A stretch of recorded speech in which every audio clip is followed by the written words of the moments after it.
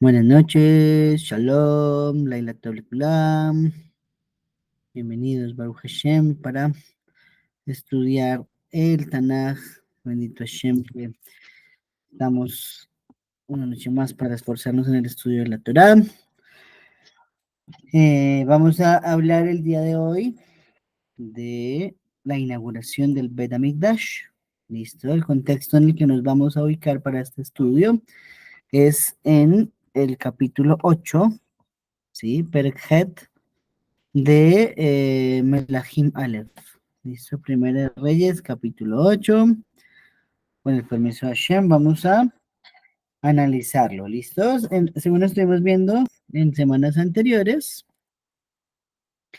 estuvimos estudiando referente a la construcción, referente a las materias primas, referente a los labradores, los canteros, los transportadores, los supervisores, los ingenieros, referente al Shamir, referente a las casas adicionales que hizo Shlomo para él, ¿cierto? Y ahora, entonces, una vez se ha terminado la edificación del Bet HaMikdash, entonces nos enseña el Tanaj que se reunieron todos los ancianos de Israel, todos los príncipes de las tribus y de los hijos de Israel ante el rey Shlomo en Jerusalén para subir el arca del pacto de Hashem desde la ciudad de David, es decir, desde Zion.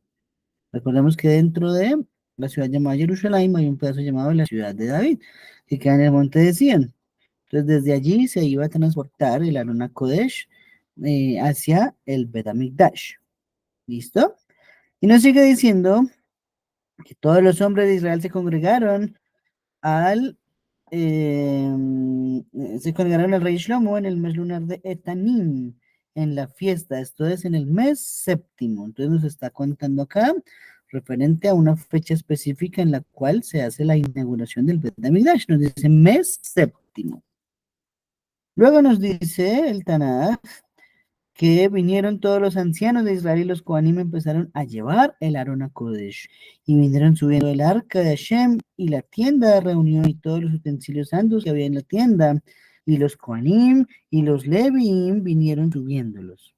También el rey Shlomo con él y toda la asamblea de Israel. Los que guardaron su cita con él estaban delante del Aarón, sacrificando ovejas y reses vacunas que por su multitud no se podían contar ni numerar, ¿cierto? Y nos sigue diciendo, entonces, los Kohanim introdujeron el arca del pacto de Hashem en su lugar en el cuarto más recóndito de la casa, el Santísimo, el Kodesh HaKodashim, debajo de las alas de los querubín. Porque los querubín extendían sus alas sobre el lugar del arca, de modo que los querubín cubrían en forma protectora desde arriba y sus varales. Pero los varales resultaron ser largos, de modo que las puntas de los varales se podían ver desde el santo enfrente del cuarto más recóndito, pero no se podían ver desde fuera, y allí continúan hasta el día de hoy. No había nada en el arca excepto las dos tablas de piedra que Moshe había depositado allí en Horeb cuando Hashem había pactado con los hijos de Israel mientras salían de la tierra de Misraim. Vamos a analizar un poquito hasta ahí y ahorita si algo continuamos leyendo un poquito y analizando un poquito. ¿Listo? Muy bien. Entonces, Baruch Hashem. Lo primero que nos mencionó fue una fecha, nos dice el mes de Etanín, pero también nos aclara allí en el Tanaj que se está refiriendo al mes de número 7, el mes lunar número 7. Por lo tanto, entonces, según las cuentas y los nombres que sabemos en este momento de nuestro calendario, que son nombres también babilónicos, es el mes de Tishri. ¿Listo? El mes en el que están las mayores fiestas. Está Rosh Hashanah, está el ayuno de Gedalía, está Yom Kippur, está Sukkot, está Shmini Atzeret. ¿Listo? Entonces tenemos un calendario bastante plagado de fiestas durante el mes de Etanim. Entonces ese mes es el mes de Tishri, equivalente a el nombre actual que tiene en el calendario. ¿Listo? ¿Eso qué significa? Los comentaristas nos dicen, Rashi nos enseña, el Bet HaMikdash se termina de construir en el mes de Heshvan, pero viene a ser inaugurado en el siguiente mes de Tishri. Eso nos da 11 meses de diferencia entre que se terminó la edificación y que se hizo la inauguración. 11 meses de diferencia. ¿Listo? Y entonces, aprendemos que por qué se dejó reservado para ese mes, ¿no? Si se acabó el Heshvan, ¿por qué esperar casi todo un año completo para hacer la inauguración de la Casa Santa? Si era una mitzvah de la Torah, generar una casa para Hashem, construir un santuario para Kaush Baruj Hu, ¿cierto? Entonces nos dice Rashi también que esto tiene que ver con los significados del mes de Tishri. La palabra Eitan significa poderosos. Entonces aprendemos por qué Etanim se estaría refiriendo a los poderosos, ¿sí? Eso es como el mes de Tishri, que el mes de Tishri tiene un efecto muy poderoso en el alma de una persona. ¿Por qué? Esto es debido a todas las festividades que hay durante ese mes. Entonces el motivo por el que se llama Etanim es precisamente de Eitan fuerte y viene a ser por eso, porque la persona sale más fuerte en todo el año en el mes de Tishri. ¿Listo? Muy bien. Nos dice la Gemara en Masejet Megilá que este capítulo hace parte de la lectura del Haftará del segundo día de Sukkot. ¿Sí? ¿Por qué? Porque para este mes séptimo, durante la fiesta de Sukkot, fue que precisamente se hizo la inauguración del Bet HaMikdash, pero duró varios días. Entonces, incluso vamos a estudiar en el transcurso de, no sé si está acá o estará en Librería Yamim, bueno, no recuerdo, referente a que el Bet HaMikdash, como estaba siendo inaugurado varios días antes de Sukkot, también, entonces se suspendió el ayuno de Yom Kippur, ¿sí? Y fue obligatorio que todo el mundo comiera el día de Yom Kippur debido a la alegría de los días de inauguración del Bet HaMikdash. ¿Listo? Muy bien.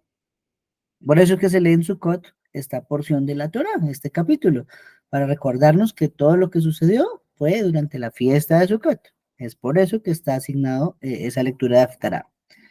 También el Talmud nos dice, además de Rosh Hashanah, que ya lo dijimos, Etanim sería en plural poderosos, en singular poderoso, en plural poderosos, ¿cierto? Y aprendemos de allí, entonces dice la Gemara que que los Abot, nuestros Abot, Abraham, Isaac y Jacob, nacieron durante el mes de Tishri, porque ellos son los poderosos, ¿sí? Y por lo tanto, como ellos alcanzaron ese estatus de que por su nombre incluso es invocado a Kadosh Baruj Hu, Elohe Abraham, Elohe Isaac, Elohe Jacob, entonces nos enseña que ese mes es llamado así porque en ese mes nacieron los poderosos. A ver, los tres Abot. Buen secreto de la Torah. Muy bien, nos sigue diciendo entonces que se guardó todos los utensilios que habían dentro de el tabernáculo, dentro del Mishkan, ¿cierto? Y se guardó el Mishkan mismo, nos dice el versículo 4. Bueno, aquí entonces es importante hacer algunas aclaraciones. ¿Listo? La primera es que tiene que ver con este Mishkan, obviamente se está refiriendo al que hizo Moshe. Había estado en 3 lugares en Israel y en este momento pues se trajo para guardarse totalmente ya dentro del Bet HaMikdash. Eso es la primera. La segunda salvedad es que una vez se inaugura el Bet HaMikdash, pues el Mishkan ya queda, no digamos lo obsoleto porque sería un irrespeto, pero digamos que ya queda en un segundo plano, debido a que la casa que se edificó era mucho más grandiosa y con mucha más cabanada, y era una mitzvah que se cumplió de la Torah. Entonces, por ese orden de ideas, nos está diciendo ahora que fue ingresado al Mishkan y sus kelim. Podríamos decirlo de dos formas. Uno, que dentro del Mishkan, perdón, dentro del Bet HaMikdash, se armó también el Mishkan. Es decir, que uno entraba al templo y adentro estaba también el tabernáculo armado en el templo. Esa sería una manera de verlo. Pero otra manera de verlo sería de que se ingresaron todo al Bet HaMikdash, pero para dejarlo allí como un memorial de lo que hubo antes de que hubiese esta casa magnífica. ¿Sí? Esa casa portátil que se llamaba el tabernáculo. Entonces, esas son algunas claridades de lo que nos está diciendo aquí el Tanakh. Y muy bien, luego nos dice que los Kohanim cargaron el arca y el arca se posó en medio de los querubín que hizo Shlomo. Entonces, esos querubín estudiamos que no son los mismos que están en la cubierta del arca. Los que están en la cubierta del arca, la cubierta se llama Kaporet, Esos eran dos que estaban ahí fijos todo el tiempo y que la tapa era su función, cubrir el contenido del arca.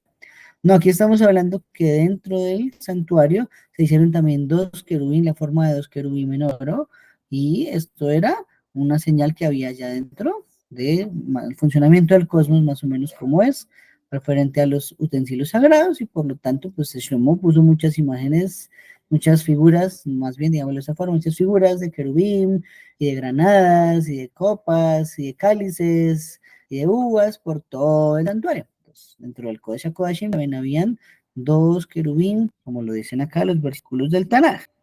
¿Listo? Un dato muy importante, para aclarar, un dato, digamos, sí, importante porque no es una pregunta que uno se haga común, pero es un dato no menor. El Aron HaKodesh, el arca del pacto, no era transportada por Kohanim, normalmente, era transportada por los Leviim. Sí, por ejemplo, sabemos que uno de los transportadores del arca era Korah, el que se rebeló contra Moisés Rabbeinu. Tenía tremendo honor. El hombre cargaba el arca del pacto, ni más ni menos era uno de ellos. Bueno, muy bien. Pero acá nos está refiriendo a que la cargaron Kohanim. Entonces, un dato muy significativo es que solo hay 3 veces en todo el Tanaj que los Kohanim cargaron el arca del pacto. ¿Listo? 3 veces en los que no fueron levitas normales, sino solo los sacerdotes, los Kohanim. Número 1 fue cuando se cruzó el Jardín en los días de Yehoshua. Entonces ahí retrocedemos unos añitos atrás y el Tanaj nos va a decir que cuando Yehoshua fue a cruzar el Jardín, entonces eh, hizo que los Kohanim ingresaran en primera instancia cargando el arca hacia el río Jardín y que una vez ellos tocan el río Jardín con el Arón Kodesh, salen las aguas pitadas y se dividen. La mitad, o bueno, el río hasta ese punto empieza a irse como columna hasta arriba, hasta arriba, hasta arriba, hasta arriba, que eso ayudó a causarle terror a todas las naciones de la tierra de Israel que ocupaban en ese momento. Esa es una. Dos, em, el segundo momento en que los Kohanim cargan el arca es para conquistar Jericó. ¿Sí? Nos dice también el libro de Yoshua que llegaron, dieron una vuelta cada día alrededor de Jericó durante Yom Rishon hasta Yom Rishi, y el día de Shabbat, el séptimo día, dieron 7 vueltas alrededor de Jericó, tocaron el shofar, se cayeron las murallas, se hundieron, ya lo estudiamos hace mucho tiempo. Entonces, esa es la segunda vez que son Kohanim propiamente los que cargan el arca. Y la tercera viene a ser en este momento, para inaugurar la casa de Hashem, el honor lo tuvieron los sacerdotes, los Kohanim. ¿Listo? Yo sé que pronto hoy, contemporáneamente, es difícil imaginar ese organigrama que había en la Torah y que había en el Beit HaMikdash también. Porque hoy en día, digamos que todo, como no hay templo, como no se pueden hacer sacrificios, como no podemos ejecutar todas las misbod en su totalidad, entonces creemos que solo tenemos la sinagoga y no más. Pero no, la sinagoga, cuando había Beit HaMikdash no existían las sinagogas, todo el mundo iba al Beit HaMikdash, ¿cierto? Entonces eso significaba que allí había algo majestuoso, que los Kohanim estaban a cargo del servicio a Hashem, que los Levín cantaban y eran ellos quienes les enseñaban la Torá al pueblo de Israel, no era la tribu de Yehudá. ¿Sí? Hoy en día que tenemos la tribu de Yehudá como baluarte, como estandarte, pero cuando se restaure la dinastía del Mashiach y se reconstruya el templo y otra vez hayan Kohanim, Levín, entonces ya la Torá no la van a enseñar los de Yehudá, la van a enseñar los que sí son, los de Leví. Pero Baruch Hashem, que de esa forma se ha podido salvaguardar la Torá de alguna manera hasta el día de hoy. ¿Listo? Muy bien. Versículo 7 nos dice, um, los querubín extendían sus alas sobre el lugar del arca, de modo que los querubín cubrían en forma protectora desde arriba del arca y sus varales. Oh, entonces estamos hablando de esas, ¿cómo decirlo? Sí, de las alas de los querubín que estaban así haciendo como un tipo de arco, cubriendo también el Arona Kodesh. Pero recordemos, no estamos hablando de los que estaban en la cubierta del arca propiamente, sino estamos hablando de los que estaban ahí de pie que hizo Shlomo, que medían 20 amot, pues eran grandotes también. Pero ese no es el dato más interesante. Lo más interesante que va a resaltar el Midrash Rabbah es lo siguiente. Se va a referir el Midrash a en qué contextos el Tanaj menciona alas. ¿Listo? Alas. En este caso nos está diciendo que los querubines extendían sus alas sobre el lugar del arca y ellos cubrían en forma protectora el arca y sus varales. Oh, muy bien. Entonces, para poderlo entender, nos hace un comentario. Nos está diciendo que está escrito bajo cuyas alas has venido a refugiarte, ¿cierto? Ok, eso significa que alas se dice kenafab en hebreo, kenafab.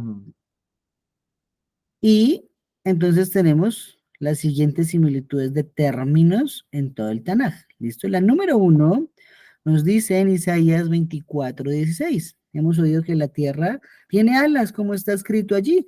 Desde el fin de la tierra hemos oído canciones. Pues parece que, ¿y qué tiene que ver eso con las alas, no? Bueno, entonces recordemos que una correcta regla de interpretación de la Torah se llama una Gezerah Shabbat, una similitud de términos. ¿Eso qué significa? La palabra alas, que se dice kenafaf, también está conjugada acá en un versículo de Isaías 24:16, donde dice, desde el fin de la tierra hemos oído canciones.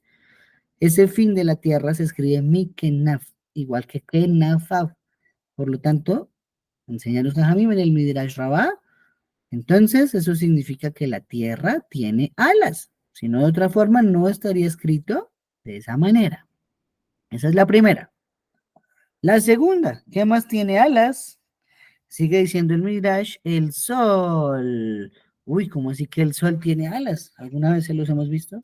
Creo que no, nunca lo hemos visto. Pero miremos lo que dice el versículo. Esto está escrito en Malaquías, Malaquí 3:20.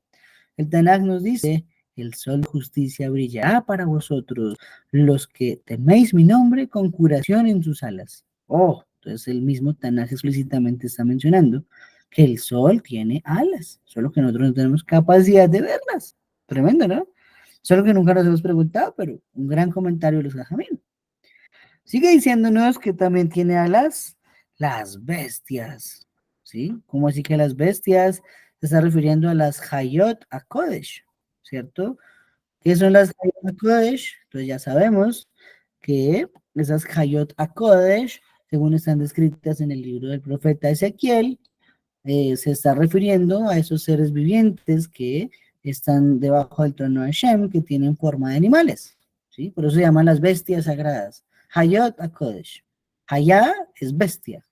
Ese nombre Hayá, pues yo sé que también es un tipo de alma, Hayá, pero literalmente traduce es animal, traduce bestia.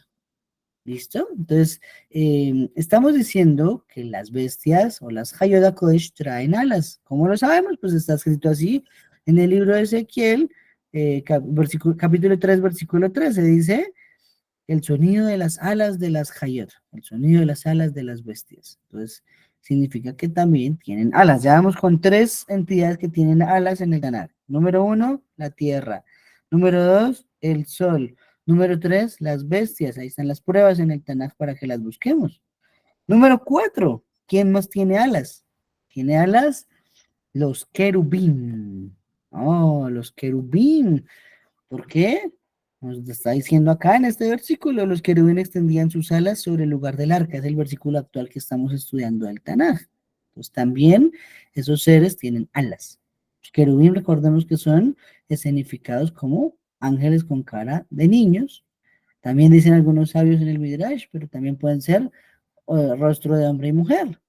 Eso se desprende de que encima del arca, en la cubierta, estaban unidos los querubín tocándose sus alas, pero había momentos, dicen, que el Cohen Gadol entraba al Kodesh HaKodashim el día de Yom Kippur a hacer su servicio y esos ángeles estaban era, dándose la espalda uno al otro. Eso venía a significar que se giraban dependiendo del grado de satisfacción que tenía Akadosh Baruj Hu con Israel.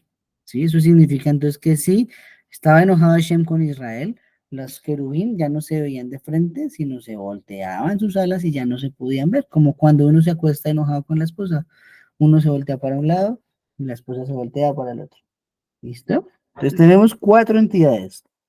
Número 5, los serafín. También está escrito en el Tanaj que los serafín tienen alas. Nos dice, los serafín estaban sobre él, cada uno tenía 6 alas. Entonces, los serafín son seres que tienen 6 alas. Ok, muy bien. Entonces, hasta ahí nos dice, hay 5 entidades que tienen alas. Pero ahora miren esto tan grande. ¿Listo? Para sorpresa de todos, hay algo más que tiene alas. Y no es algo pequeño. Es Akash Baruju mismo. Entonces, aquí, ojo, hacemos una advertencia. Quienes no han estudiado los videos anteriores y no han visto, Hashem no es que tenga una forma y pues mucho menos va a tener unas alas. ¿Listo? Todo esto se refiere a formas metafóricas de poder entender funciones que cumple también a Kadosh Baruj Hu. En este caso está escrito el siguiente versículo, Teilim 36:8. Ese versículo, de hecho, para quien no lo sabe, es un versículo que decimos todos los días cuando estamos envolviéndonos en el talit. Cuando uno hace la bendición para ponerse el talit, pues uno dice, Leitatef Tzitzit, se lo pone, se lo cruza y queda envuelto en Tzitzit, y en ese momento de recitar Teirín 36:8. Cuán precioso es tu bondad, Hashem, los hijos de los hombres se refugiarán a la sombra de tus alas. Oh, entonces el versículo que decimos todos los días cuando estamos poniéndonos un talit que parece que tuviéramos alas, está refiriéndose a que Akadosh Baruj Hu mismo también tiene alas. ¿Sí? Dice entonces el versículo, ya lo repito. Cuán preciosa es tu bondad, Hashem. Los hijos de los hombres se refugiarán a la sombra de tus alas. Entonces está diciendo el comentario para cerrar el Midrash Rabbah sobre esto de las alas. Dice, miren cuán grande es el poder de un justo, cuán grande es lo que hace un tzadik, el esfuerzo que genera en el mundo, que es para refugiarse directamente, no en la sombra de la tierra, no en la sombra del sol, de las alas del sol, no en la sombra de las alas de la bestia, no en la sombra de las alas de los querubín, ni en la sombra de las alas de los serafín, sino directamente en aquel que habló y el mundo existió. Esa es la diferencia entre un tzadik y los demás. Entonces, Baruch Hashem. Por eso cuando nos ponemos talit hay que decir esa frase todos los días. ¿Listo? Muy bien. Muy bien, muy bien. Qué bonito. Ese es un gran secreto. Yo sé que tal vez muchas personas no lo sabían. Deme un momento, por favor.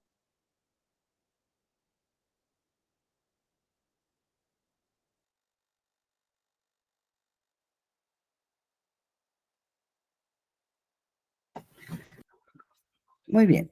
Vamos a continuar, Baruch Hashem.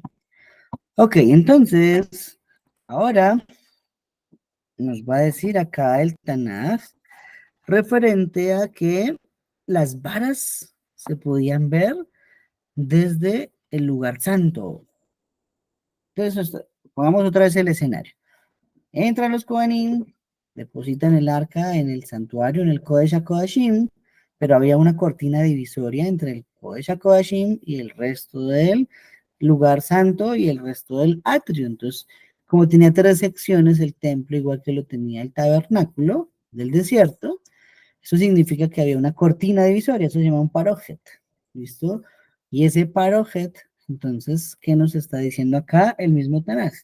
Propiamente que las varas del arca estaban puestas de forma que desde afuera se alcanzaba a ver que estaban allí las varas.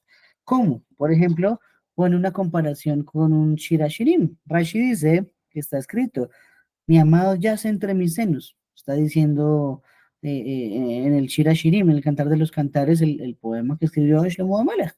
Mi amado yace entre mis senos. Entonces, esto significa que así como los senos de una mujer, así se veían las varas a través de ese parojet.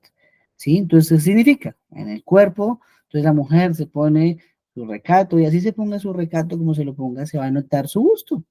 ¿Cierto? Así también las varas sobresalían a través de la cortina y de esa forma se podían ver. ¿Listo? Ahí hay, en el Tratado de Yomá, incluso en el Talmud, cuentan historias sobre eso.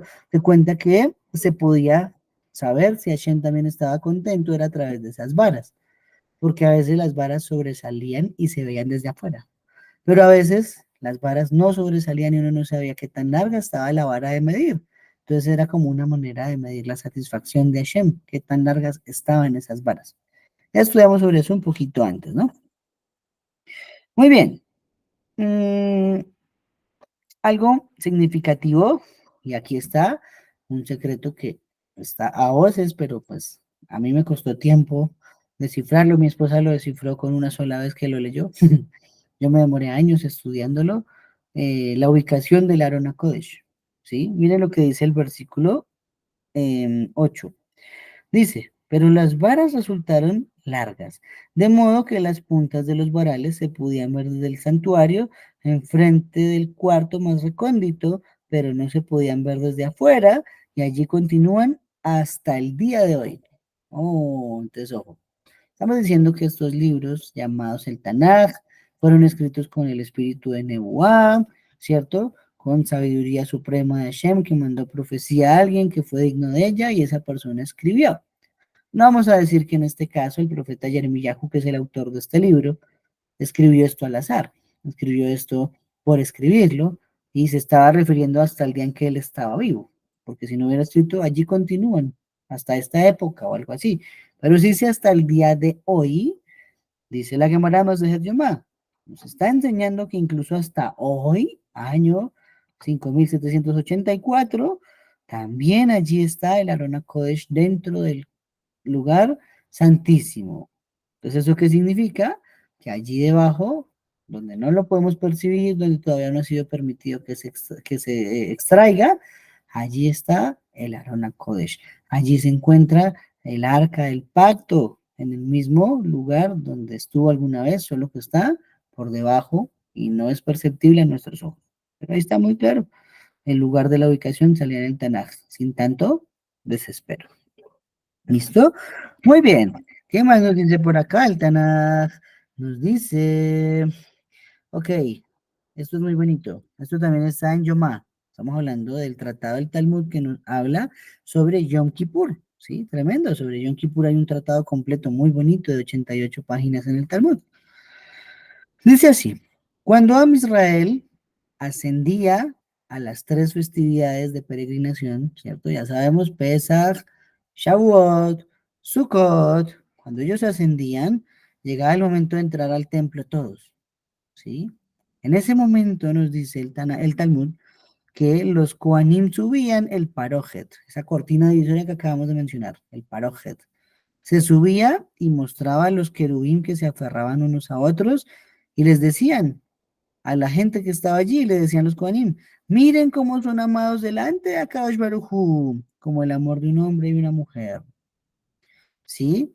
Aquí entonces una pregunta, pero ¿por qué tenían la capacidad de ver los utensilios sagrados, no? Si Hashem mismo dice, no miren los objetos, ni alguien entrará al santuario, ni nadie podrá mirar hacia el santuario para que no muera. Bamidbar 4:20. Entonces, pero ¿por qué aquí sí podían cada fiesta de peregrinación ir, que los Cohen subieran el paroje y pudieran ver el arca y los querubín abrazados encima del arca? Bueno, entonces Rabbi Nachman lo enseñó de una manera. Dice, esto se parece a una muchacha que está prometida en la casa de su padre. Estamos hablando del Mishkan. Entonces, en el Mishkan era prohibido mirar, nadie podía entrar, nadie podía ingresar al lugar santo, ni mucho menos quitar la cortina divisoria y mostrarle al pueblo cómo estaban allí el arca del pacto. No, no, no, no, no, prohibido. Entonces, en el Mishkan no. Se parece a una novia que tiene un hombre, pero esa novia sigue en casa de su padre. ¿Qué pasa mientras está en casa de su padre? Esa novia es modesta, ¿sí? Ella es tímida, es apenada, todo le avergüenza, no habla mucho, ¿cierto? No participa en las conversaciones, está ahí calladita todo el tiempo. Pero una vez que esa mujer se casa, una vez que consigue su esposo, ya tiene ahora sí confianza y se va a vivir con su marido, ahora sí ya no es modesta para nada en su presencia. Ya ahí sí el marido la ve como es en realidad. Ella ya no tiene ningún recato porque pues ya no hay nada por el medio que pueda causar una vergüenza ni una barrera que los separe. Están para todos los efectos ya casados. Entonces pues ya no hay límite. Así en este caso, cuando Akadosh Baruj Hu se construye el Bet HaMikdash, él, por decirlo de cierta forma, se casa con todo Israel y desde entonces él se muestra a nosotros ya sin ningún temor, sin ningún recato, porque ya tenemos en ese caso una nave espectacular llamada el Bet HaMikdash que comunica el mundo arriba con el mundo abajo. ¿Sí? Entonces ese es el motivo por el cual se podía ver los utensilios desde las cámaras que había en el Bet HaMikdash y no era posible de muerte ninguna persona por hacerlo. ¿Listo? Ok, sigue diciendo el Midrash Tanhuma que cuando Shlomo llevó el Arona Kodesh al templo, todos los árboles y los cedros cobraron vida y dieron fruto, como dice Teilim 92:14. ¿Qué dice el Teilim 92:14? Lo cantamos cada Shabbat. Sadik, Katamar y Fraj, que eres Balebano Nisge, ¿cierto? Los justos florecerán como una palmera de tilera, prosperarán como un cedro en el Líbano, plantados en la casa de Hashem florecerán en los atrios de nuestro Elohim. ¿Cierto? Entonces nos está diciendo que aquí en este caso, como ya se encontraba el Bet HaMikdash, los justos florecieron y se está refiriendo de forma literal y tácita a los árboles, ¿sí? ¿Eso qué significa? Bueno, pues ¿por qué habían árboles en el Bet HaMikdash? Era otra pregunta, ¿no? ¿Será que habían árboles o no en el Bet HaMikdash? Les voy a contar una historia que está, si no estoy mal, si no estoy mal, creo que también está en Yomá, en el Tratado de Yomá, en el Talmud. Nos dice allí que Shlomo hizo un árbol en oro dentro del Bet HaMikdash. ¿Listo? Y ese árbol en oro daba frutas solito. Y las frutas también eran de oro. De forma que ese oro que salía de esas frutas se utilizaba para pagar los gastos del Bet HaMikdash, ¿cierto? ¿Cuáles gastos? Bueno, tocaba tener un corbán para la mañana, uno para la tarde, tocaba comprar el corderito, ¿quién lo iba a poner? Tocaba comprarlo. Tocaba reparar algún ladrillo roto, tocaba reparar alguna pared chiteada, tocaba hacerle aseo a los cuartos del Bet HaMikdash. Sí, el Cohen necesitaba también a veces comprar alguna cosa, los Kohanim, Cohen Gadol, los normales, los Levim. Entonces todo ese dinero que se podía sacar a través del fruto del oro del Bet HaMikdash, nos dice que Shlomo lo vendía y servía para el sustento del Bet HaMikdash mismo. ¿Sí? Sin embargo, ese árbol se escondió cuando llegó Nabucodonosor a destruir el templo en la primera ocasión, ¿sí? Para que nadie tuviera beneficio de algo que fue dedicado solo para el servicio de Hashem. Entonces, si nos está diciendo que los árboles daban frutos, la manera de interpretarlo no es que habían árboles propiamente de madera dentro del templo. Era un árbol especial que hizo Shlomo y era totalmente de oro. ¿Listo? Muy bien. Em, Nos sigue diciendo que estos frutos, entonces proporcionaban gran parte de las provisiones para los Kohanim, ya lo dijimos, pero cuando el rey Menashe introdujo un ídolo al Bet HaMikdash, la Shejina se apartó y los frutos se secaron. Por ello se escribió Nahum 1:4. ¿Qué dice Nahum 1:4? Nos dice, Hashem reprende al mar y lo seca, hace desfallecer todos los ríos, Basán y el Carmelo languidecen y las flores del Libanón se marchitan. Nos está contando acá el Tanaj, que debido a lo que hizo el rey Menashe, uno de los que perdió la mamá, ya lo estudiamos un tiempo atrás superficialmente, no a profundidad, lo estudiaremos después. Entonces, eso hizo que se secara ese fruto, ese árbol de el Bet HaMikdash que generaba oro y ya nadie se pudo beneficiar de eso y los Kohanim les tocó salir a ganarse la vida también. ¿Listo? Muy bien. Una frase muy importante. Nos dice el Tanaj, versículo 9. No había nada en el arca excepto las dos tablas de piedra que Moshe había depositado allí en Horeb, cuando Hashem había pactado con los hijos de Israel mientras salían de la tierra de Misraim. Entonces tenemos acá un problema, ¿cierto? ¿Cómo así que solo se encontraban las dos tablas de piedra de Moshe, Shnei Lujo de Abrit? ¿Qué pasó con lo demás? Recapitulemos un momento. Dentro de ese Arona Kodesh había maná, había la vara de Aarón, había un Sefer Torah, había las tablas del pacto, ¿sí? Algunos dicen que también estaban las tablas rotas, pero yo me quedo con la versión que dice que esas tablas rotas viajaban eran en el arca de Moshe, en la que está en la Parashá de Loteja, que volaba sola y se posaba sola, ¿sí? Yo estoy de acuerdo mucho con esa versión. Pero en esencia, pues habían varias cosas, no solamente las tablas, como está mencionando acá, cuando se introduce el arca del Bet HaMikdash. Entonces preguntémonos ahora, ¿qué pasó con lo demás? ¿Qué pasó con el pan, con el maná? ¿Qué pasó con la vara de Aarón? ¿Qué pasó con el Sefer Torah? ¿Sí? ¿Qué pasaría con eso? Entonces, la primera respuesta que a mí siempre me vino a la cabeza, y que hasta ahora es la única oficial porque no escuchaba a nadie estudiando al respecto, ni nadie ha escrito al respecto en los Jajamim, es que el maná y la vara de Aarón se lo tumbaron los filisteos. ¿Cómo? Pues bueno, pues revisen los videos del Tanaj, vayan a YouTube, busquen por allá cuando estábamos en el libro de Ishmuel comenzando. Allí nos dice que los filisteos robaron el arca del pacto y los hijos del sacerdote Eli murieron en la guerra y el arca fue secuestrada por Goliat y Goliat se fue y se llevó el Arona Kodesh hacia el frente de su dios Dagón y lo puso allá al lado de Dagón. Y nos dice que entonces todos los días Dagón resultaba en el suelo, hasta que ya el último día se le partieron las palmas y las manos, y bueno, ok, ya sabemos esa historia. Pero también nos dice allí el Tanás, en ese momento, en ese contexto, que empezaron a enfermarse los filisteos. Eso significa que ahora les empezaron a salir llagas, les empezaron a salir hemorroides, tumores, y por lo tanto, entonces ellos deciden devolver el Arona Kodesh hacia Israel y lo ponen encima de dos vacas y se viene encima de un carro jalado por dos vacas y llegan a un pueblo en Israel y los habitantes de ese pueblo parece que destapan el Arona Kodesh y también hay una epidemia y mueren 50.000 del pueblo, ¿sí? Entonces yo creo que en estos dos episodios, tanto el secuestro de los Filistín como la muerte de los Yehudim, allí en ese intervalo tuvo que haber sido tomado tanto la vara de Aarón como el maná y se perdieron y solo quedaron las tablas de la ley, las tablas de los 10 mandamientos. ¿Listo? Esa es mi versión y ahí sí están las pruebas para verificarlo desde el Tanaj. Hagamos la cuenta que aparte del comentario que está aquí escrito de que solo estaban las dos tablas, también allí se encontraba el Sefer Torah original de Moshe. ¿Sí? Hazbe Shalom, que esas dos cosas de una santidad superior a las otras no cayeron en manos del enemigo. Por lo tanto, cuando el Aarón Kodesh aparezca, en nuestros días prontamente, Hashem, allí el Aarón va a poseer tanto las tablas de la ley como también el Sefer Torah original que escribió Moshe Rabbeinu. ¿Listo? Ah, nos sigue diciendo el versículo 10, aconteció que cuando los Kohanim salieron del lugar santo, la nube misma llenó la casa de Hashem, ¿cierto? Y los Kohanim no pudieron permanecer de pie para desempeñar su misión a causa de la nube, pues la gloria de Hashem llenó la casa de Hashem, ¿sí? Ok, entonces ahí digamos que hay una similitud, ¿no?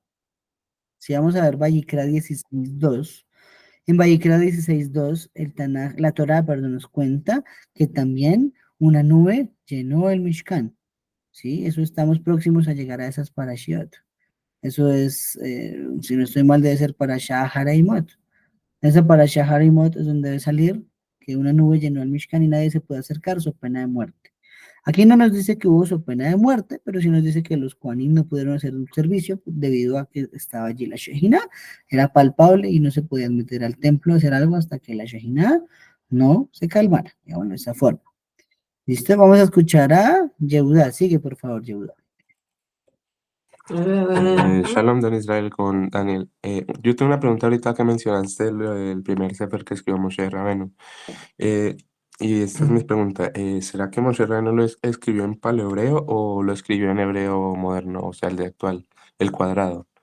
Porque, por ejemplo, yo he visto que algunos sefers muy antiguos, que ya no se permiten leerlos, tienen el nombre de Hashem en paleohebreo. Entonces, no sé, ahí me surge la pregunta. Ok, ok. Bueno, yo en lo que he estudiado, y esto está en el Tratado de Shabbat, y no recuerdo en cuál otro, porque en otro tratado también lo leí. El paleo hebreo se utilizó hasta Matan Torah. Hasta antes de la entrega de la Torah se usó ese idioma oficialmente en Israel. A partir de Matan Torah se entrega el Aleph Bet como lo conocemos nosotros, ¿sí? ¿Cuál sería la prueba? Los Jamín tienen allí una prueba y es que las Lujot, como eran cuadradas y estaban escritas y se podía ver por cualquier lado lo que estaba escrito, tenían un problema con la letra Samej, porque como eso era bajo, sí, bajo relieve, que estaban escritas las tablas del pacto, entonces la Samej necesitaba algo que flotara para que quedara ahí, pulido, y eso no se le echó cincel ni nada, sino fue la escritura misma de Akash Baruj Hu. Entonces las tablas que se conocen y el Sefer que se conoce, que hizo Moshe, fue basado en las letras que nosotros tenemos actualmente, ¿sí? Pero si dicen que las primeras tablas, dice también la Gemara, no eran con idioma conocido nuestro del hebreo, era con otro idioma, parece ser angelical. Ahí sí, lengua, no sé, dicen unos lengua Metatron, otros dicen que ese sí palo hebreo, pero a partir de ahí no. A partir de ahí el hebreo que tenemos actual, igual que el que tuvo Moshe y las Lujot. ¿Sí? Hay algo muy interesante que una vez me hicieron una pregunta. Y esta pregunta de pronto ustedes se la han hecho también. ¿Cómo sabemos que la Torá que tenemos hoy en día es la misma Torá que recibió Moshe en el Sinaí? ¿No? ¿Cómo podríamos probarlo? Ya les voy a dar la respuesta, pero primero vamos a escuchar a Julián. Sigue, Julián, por favor. Shalom con todos. ¿Me pueden escuchar? Sí, señora, te escuchamos. Ya, tenía una pregunta porque me ha llamado la atención lo que estás explicando de acerca de las tablas de Moshe, que Hashem le entregó a Moshe. Dices que era en una lengua angelical. Ya, mi pregunta es, bueno, tengo entendido que cuando Hashem hace las primeras tablas antes de que Moshe las rompa, ya, ¿cómo Moshe sabía lo que decía? ¿No? Por ejemplo, ¿no?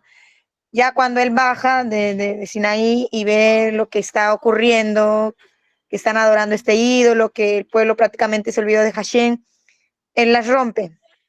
Y sigue, el texto sigue explicando de que ya Hashem le dice, bueno, ahora las tienes que escribir tú, porque ya a mí me tocó, por así decirlo, ¿no? En palabras. Entonces, como tú dices que estaban en el idioma o en la lengua angelical, bueno, yo supongo que como Moshe tenía una sabiduría tan grande, su nivel era espiritual era tan grande que yo me imagino que él entendió lo que le estaban escribiendo, pues lo que le estaban dictando, lo que Hashem le estaba, eh, escribe esto, o sea, ¿me entiendes? Ok, sí, sí, te entiendo. A ver, ¿cómo decirlo? Digamos que esas primeras letras, esas primeras lujot que se rompieron, esas lujot son las que tenemos la duda de en qué idioma estaban escritos, ¿sí? Entonces, como te digo, pues a mí me explican que probablemente estaba en un idioma angelical o era el paleo hebreo. Las primeras lujot, las segundas que fueron las que estamos hablando ya para el caso que inauguramos el Bet HaMikdash en este capítulo, eran las lujot como las conocemos con el hebreo que conocemos, ¿sí? Entonces, no sabemos, pero estoy de acuerdo contigo. Una parte es la sabiduría propia que desarrolló Moshe Rabbeinu, que él fue más, ¿cómo decirlo?, más virtuoso que todos los hombres, con Torah y sin Torah, conociendo a Hashem y sin conocer a Hashem, una persona virtuosa, una persona íntegra, y aparte de eso, pues descargó el nivel máximo de profecía que ha habido en el mundo. Entonces yo creo que aprender un lenguaje, aunque fuese angelical y no poco conocido para nosotros, para él no era de mucha dificultad. Para nosotros aprender hoy nada más portugués, que es una lengua hermanita a la nuestra, es difícil. Sí, tiene su grado de dificultad. Para Moshe no tendría ninguna dificultad por ser el más grande de todos los hombres. Entonces, yo estoy de acuerdo por ese lado, en que tanto él por su erudición como por el espíritu de profecía que descargó tan grande para el mundo dentro de su cuerpo, pudo entenderlo fácilmente. Pero hay más pruebas, ¿sí? El Talmud nos cuenta en el Tratado de Shabbat, durante varias hojas, cómo fue la entrega de la Torá. Eso empieza como en la hoja 84, tal vez, del Tratado de Shabbat, y acaba en la hoja como 92 más o menos. Son varias hojas, son hartísimas hojas, donde discuten los sabios qué día se entregó la Torá, si de día o de noche, si era viernes o era Shabbat, si era el 6 de Sivan o era el 7 de Sivan, pero más que eso, que son detalles irrelevantes, ¿sí? Es más relevante lo que sucedió y cómo Moshe trajo la Torá al mundo. En ese caso, nos dice que él derrotó a los ángeles, ¿sí? Los ángeles se pararon firmemente delante de Hashem para dejar que no llegara la Torah al mundo. Pero Moshe mismo, con sus palabras y su sabiduría, los derrotó. de forma que cada ángel al final terminó abrazando a Moshe y enseñándole algo. Probablemente ahí, en ese punto, en ese algo, se le enseñó también lengua angelical y Moshe la tenía también en su chip. Entonces, esas son pruebas que te puedo decir desde el Talmud y desde el Midrash también, ¿sí? Y Baruch Hashem, qué buenas preguntas. La tuya y la de Daniel han estado tremendas. Bendito sea Hashem. Ah, bueno, ahora respondamos la pregunta que les hice. ¿Cómo sabemos que la Torá, que hoy abrimos un Sefer Torá y ese Sefer es el mismo o tiene el mismo contenido de lo que escribió Moshe Rabbeinu? ¿Cómo responderíamos a esa pregunta? ¿Cierto? Bueno, entonces ahí nos tenemos que remontar al moderno Estado de Israel, año 1948, ¿cierto? Cuando se crea el Estado de Israel, entonces em, sabemos que empezaron a llegar judíos de todo el mundo llegaron judíos a Eretz Israel. Entonces llegó un colombiano, digamos, como nosotros. Llegó un colombiano allá, una comunidad de Colombia, y llevó su Sefer Torah. Listo. Pum. Bienvenidos a Israel. Sigan. Luego llegó una comunidad de Estados Unidos y llevó su Sefer Torah. También. Luego llegó una comunidad de Rusia, llevó su Sefer Torah. Una comunidad de Francia llevó su Sefer Torah. Comunidad de África llevó su Sefer Torah. Claro, era la ley del retorno, todo el mundo podía ir a empezar el Estado de Israel. Llegaron de todas partes del mundo. Se tomó el Sefer de cada uno de ellos, ¿sí? Y se empezó a probar si acaso el de Estados Unidos era igual al de Colombia, igual al de Francia, igual al de Rusia, igual al de África. Y resulta que todos los Sefer Torah estaban exactamente igual. Donde la letra va más grande, la letra iba más grande. Donde la Torah tiene espacios sin llenar, allí estaban los espacios sin llenar. Donde la Torah no tenía separadores entre los parashiot, no tenía ningún sefer separadores entre los parashiot. Y así sabemos que nuestra Torah se ha conservado intacta, es probando que todas al final dicen lo mismo. Y esa prueba más reciente que se pudo hacer fue en la fundación del Estado de Israel. ¿Listo? Entonces, si un día les preguntan a ustedes, esa fue la manera más reciente que tiene menos de 80 años en la cual se pudo probar que la Torah de Moshe sigue todavía hoy en día tal cual. Si no, hubieran aparecido Torah diferentes. La Torah de un lado hubiera dicho uno, la Torah del otro lado hubiera dicho otro, y así hubiéramos dicho, uy, aquí sí tenemos un problema grande, pero la Torah se conservó intacta. ¿Listo? Muy bien.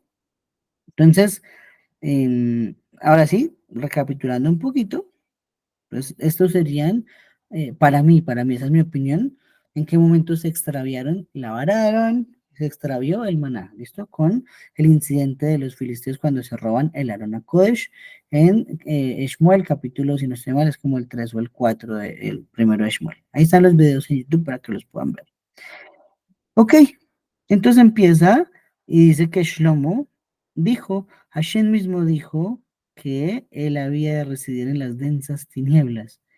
He tenido éxito en edificar una casa de morada excelsa para ti, un lugar establecido donde mores hasta tiempo indefinido.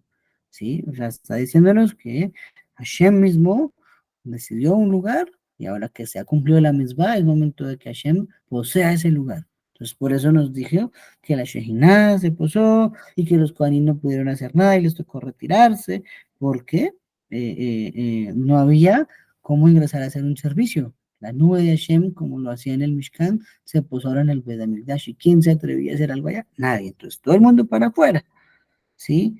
Entonces, ya vemos que es un escenario igual al del Mishkan, solo que en el Mishkan, pues, nadie se acercó y causaba muerte. En cambio, que en el Bet HaMikdash causaba era que todo el mundo se tenía que alejar para que no estuviera cerca de la divinidad. Y ahí nos dicen los Jajamim. Vamos a cerrar con estos comentarios para dejarlo hasta por acá, hasta el versículo 13. Voy a poner aquí el separador para empezar desde el 14 dentro de una semana. Lo primero es que a partir de este momento que queda inaugurado el Bet HaMikdash, no se ha hecho todavía la oración de Shlomo, pero ya estamos haciendo la inauguración.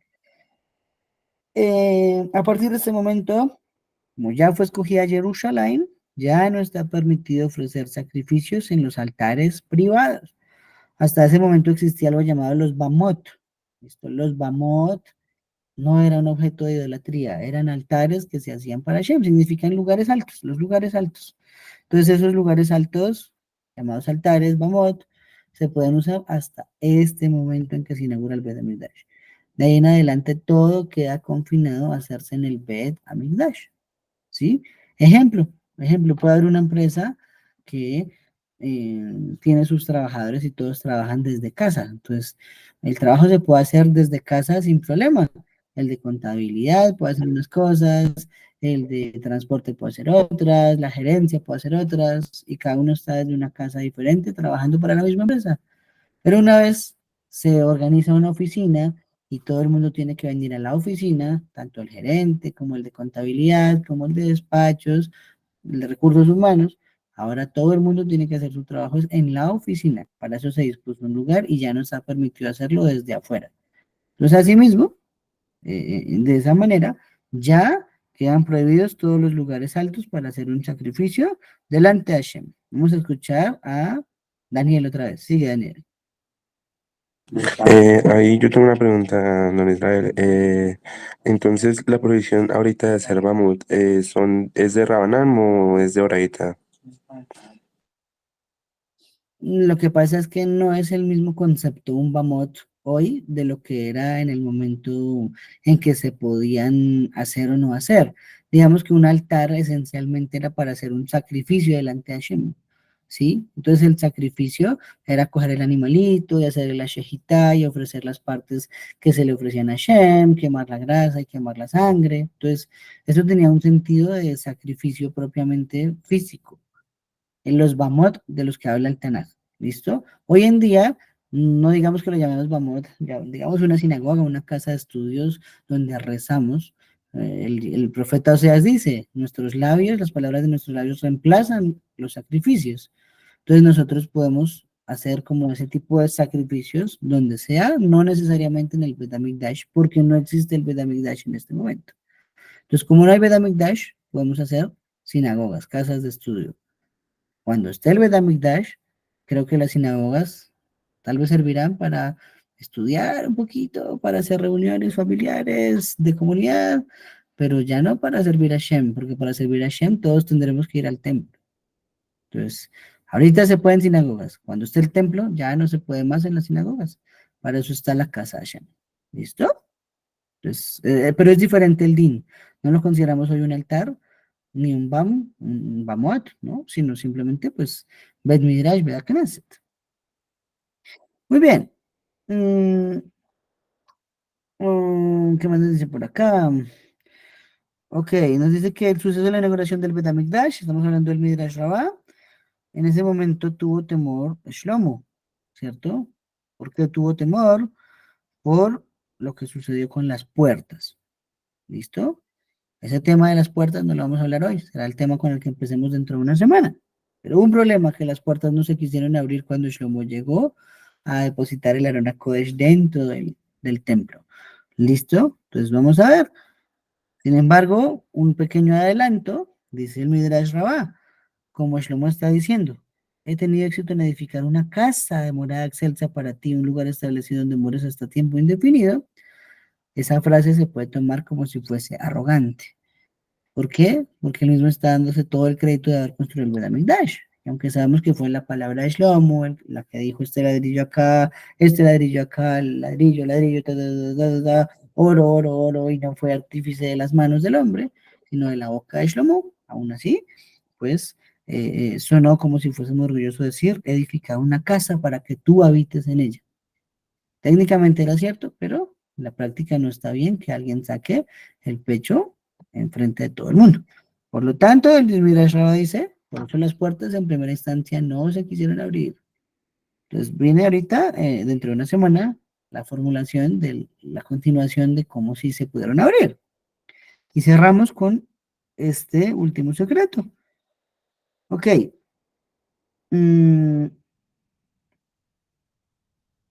Aquí está mencionada la palabra Sebul, ¿cierto? Que se traducía normalmente como cielo.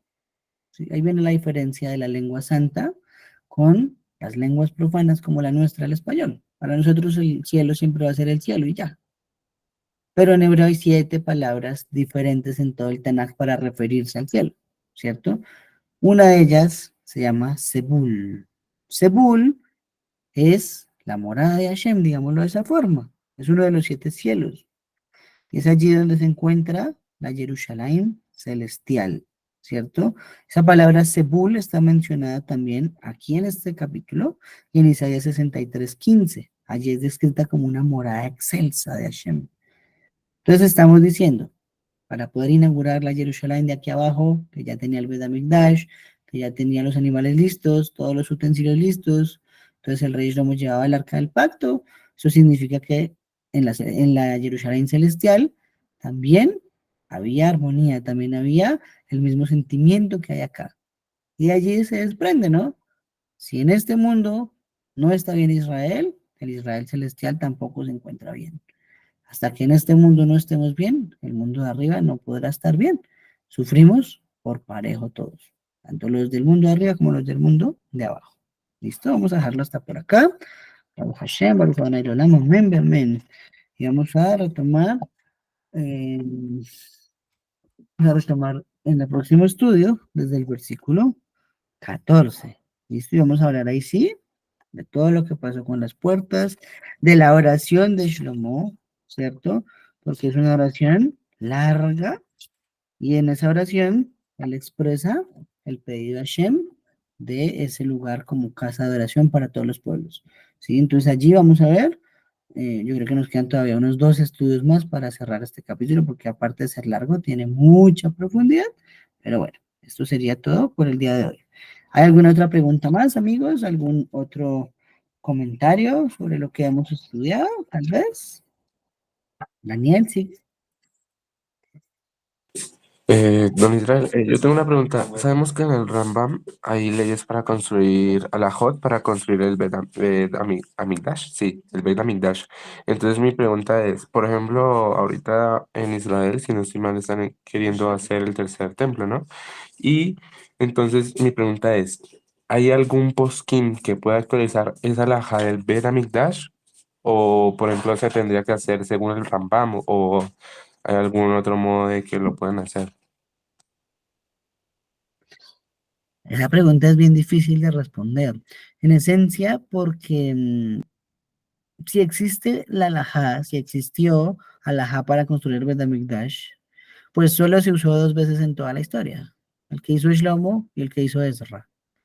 Entonces, difícil porque ambos nos tienen de ventaja como unos 2000 y otros 2800 años de diferencia. Entonces, difícil, ese es el primer pero que yo veo.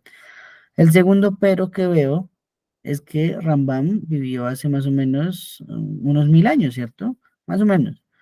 En este caso, el Rambam, un gran jajam, un gran cabalista, un gran médico también, dejó alajot sobre casi todo en el judaísmo, pero mm, las adaptaciones de una alajá para construir el Bet HaMikdash hoy en día tendría que tener una adaptación a la tecnología de hoy en día también. Eso significa que tendría que haber un Sanedrín primero que todo, y por la mayoría se tendría que determinar cuál es la alajá para construir el Bet HaMikdash, ¿sí? Ahora, esto es partiendo desde un punto en el que el Bet HaMikdash sea reconstruido por la mano del hombre. Yo no creo en lo particular que el hombre vaya a construir el Bet HaMikdash otra vez. Esto tiene que ser una intervención divina de Hashem y el Bet HaMikdash bajará del cielo, ¿sí? Eso es lo que probablemente se refiere el profeta Zecaría cuando dice que descendió Hashem al valle, al monte de los olivos y se posó allí y un gran valle se abrió y empezó a abrirse de oriente a oeste, de este a oriente. ¿Sí? Entonces, para mí, en lo que he estudiado, yo pues ya el Midrash Rabbah, versículos de la Torah, de la Parashá de Shalach y el Salmo 137, perdón, 127, estamos hablando de que el Bet HaMikdash no va a llegar por construcción del hombre, sino por construcción de Hashem. Entonces, ¿qué te puedo decir? Si no llegas a ser por mano de Hashem, sino que lo vamos a hacer los hombres, hay que hacer primero un Sanedrín. El Sanedrín tiene que hacer la halajá con las leyes de nuestra generación, y eso sí tiene que ser ley para todos. Ese es mi problema con la halajá moderna, ¿sí? Yo hace poco lo estudié. Yo dije, ¿cómo así? Tenemos un poco de opiniones, ramificaciones, que este opina, que este permite, que este se apoya en no sé qué para hacer la alajá como le dé la gana a cada país diferente si quiere. A mí no me gusta eso. A mí, Israel Gutiérrez, no me gusta eso. No creo que esté bien. No siento en mi corazón que esté bien. Y este video lo van a ver personas del mundo. Yo no siento que esto esté bien. Entonces me puse a investigar un poco más atrás y dije, bueno, investiguemos que la Torah nos dice en la Parasha Shoftim. Como ellos te digan que hagas, así tienes que hacer, así te digan que la derecha es la izquierda es la derecha. Así está, tal cual tácito en la Torah. ¿Qué significa ese versículo? Me puse a analizarlo y busqué, como estudiamos en los miércoles, Peshat, el Remesh, el Drash, el Sod de ese versículo, a ver qué encontraba. La conclusión, todo me llevó al punto igualito. Desde el Peshat hasta el Sod dicen exactamente lo mismo. Esa mitzvah es válida si existe un Sanedrín. Entonces el Sanedrín puede legislar y todo Israel tiene que obedecer las legislaciones del Sanedrín. Eso significa que desde que no tenemos Sanedrín en todo Israel, todas las alajás son solo opinión particular de cualquier persona, mas no son inspiradas por Akadosh Baruj Hu, porque para que algo sea con el respaldo, digámoslo de esa forma, de Akadosh Baruj Hu, tiene que ser un Sanedrín el que ejecute la alajá, el que la dicte, el que la sentencie. De resto, solamente, pues bonito que así lo pensó Badia Joseph, que así lo pensó el Ramá, que así lo pensó el Rif. Bonito, bonito, tremendo. Qué esfuerzo, qué preocupación tuvieron esos sabios, pero yo, Israel, no, personalmente no estoy de acuerdo. Ya no hay Sanedrín, lo sentimos. La laja quedó como hasta quedó en ese momento, hace 2000 años que se acabó el Sanedrín. De ahí para acá, inventos, inventos, inventos, inventos, inventos. ¿Listo? ¿Vas a decir algo más, amigo? Sigue. Una pregunta, entonces el Mashiach cuando llegue no va a ser poskim, sino va a armar un Sanedrín. Pues claro que yes. El Mashiach tendrá que cumplir toda la Torah. Empezando, tendrá que ser ungido por un Kohen Gadol. Entonces, lo primero que necesitaríamos es tener un Kohen Gadol. Después, ese Kohen Gadol tiene que tener el aceite de la unción que hizo Moshe. Después, ese aceite de la unción se posará sobre el rey Mashiach. Y sobre el rey Mashiach ya tendrá que restituirse el Sanedrín y mirar lo del Bet HaMikdash. Sí, eso es algo muy largo, eso es difícil, salvo que haya intervención divina y sea en poquito tiempo, Baruch Hashem. Pero si no es así, eso no es simplemente, oh, queremos al Mashiach, lo queremos ya. No, eso no es así de fácil. Y las naciones no van a dejarlo, y nosotros mismos los judíos tampoco lo vamos a dejar. Eso es, la verdad, una ilusión más que una realidad. Nos toca adaptarnos a lo que hay en nuestra generación y con eso seguir adelante. ¿Listo? Bueno, muchachos, entonces, Baruch Hashem, nos vemos mañana desde Hashem para seguir estudiando a todos. Laila Tov Lekulam. Un abrazo a todos. Laila Tov, Shalom, amigos. El tabla en Israel. La